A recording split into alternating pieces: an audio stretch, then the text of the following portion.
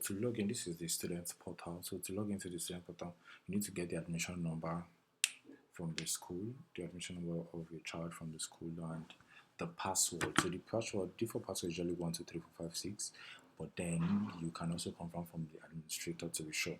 So when you log in into this dashboard, so you get to see the current session, the term, the class your child is in, and the subject that is offered in that class. These are the subjects and his profile and all that. The next thing is you get to see the data. You can edit it, so like some of the things are not dated, you get to update it. If the full name is not correct, you can actually edit it from this section. So we have the result section. This result section is to check your child's or your ward's result. So let's assume I want to check his result for 2024/2025 session, first term. So this result pin, you're meant to get it from the school.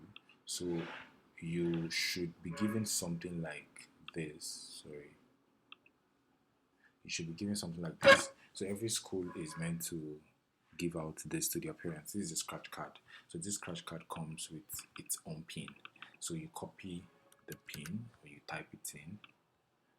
You copy the pin and you come to this results pin section. You paste it.